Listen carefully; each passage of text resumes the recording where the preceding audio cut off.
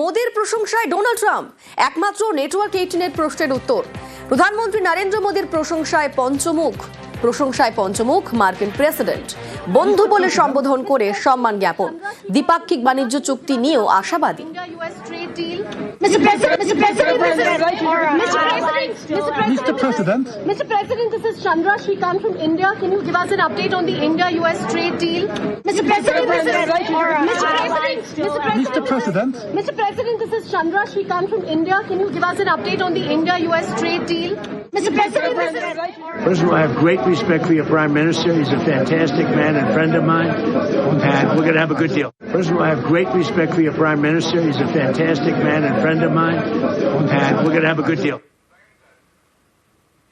ভেনেজুয়েলার প্রেসিডেন্টকে সস্ত্রীক তার বাড়ি থেকে অপহরণ করে মার্কিন সেনা। এতেই প্রশ্ন উঠছিল, ঘরশত্রু বিভীষণ কেউ না থাকলে কি এভাবে কোনো একটা দেশের প্রেসিডেন্টকে অপহরণ করা সম্ভব? সেই ঘরশত্রু বিভীষণ কি স্বরাষ্ট্রমন্ত্রী কাবেলো? এ নিয়ে জল্পনা তুঙ্গে, কারণ একটি বিখ্যাত সংবাদ সংস্থার দাবি, অপহরণের আগে বেশ কয়েক মাস ধরে কাবেলোর সঙ্গে নাকি গোপনে যোগাযোগ রাখছিল আমেরিকা।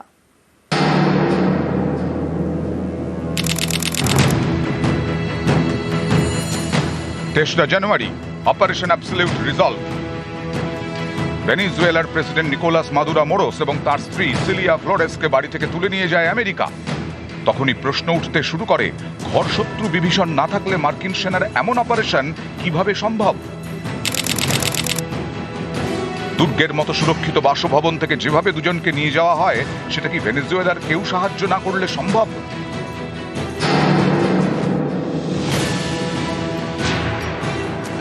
একটি বিখ্যাত সংবাদ সংস্থার দাবি, মাদুরোর খুব কাছের কেউ নিয়মিত তার অবস্থান এবং নিরাপত্তা সংক্রান্ত তথ্য মার্কিন গোয়েন্দা সংস্থা CIA কে সরবরাহ করছিলেন। প্রেসিডেন্টকে অপহরণের বেশ কয়েক মাস আগে থেকে ভেনেজুয়েলার স্বরাষ্ট্রমন্ত্রী দিওসদাদো কাবেলোর সঙ্গে যোগাযোগ রেখে চলছিল আমেরিকা।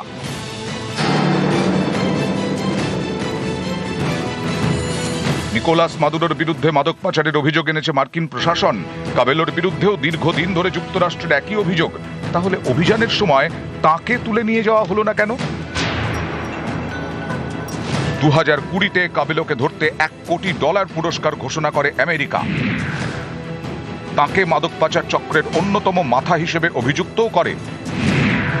পরে পুরস্কারের অঙ্ক বাড়িয়ে করা হয় $2,50,00,000। এই কাবেলো ভেনেজুয়েলার প্রাক্তন সেনাকর্তা। ভেনেজুয়েলার গোয়েন্দা সংস্থার উপর ব্যাপক প্রভাব। শাসক শিবিরের হয়ে যেসব বাহিনী ময়দানে নামে, সবের ওপরেই তাঁর নিয়ন্ত্রণ। ভেনেজুয়েলার প্রেসিডেন্টকে অপহরণের সময় এ হেন কাবেলোকে কেন ছুঁল না আমেরিকা? তাহলে কি এই কাবেলোই তলে তলে ট্রাম্প প্রশাসন ও সেনাকে গোপন তথ্য সরবরাহ করেছেন?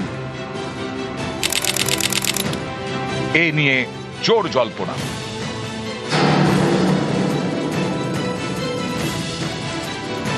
নিউজ 18 বাংলা।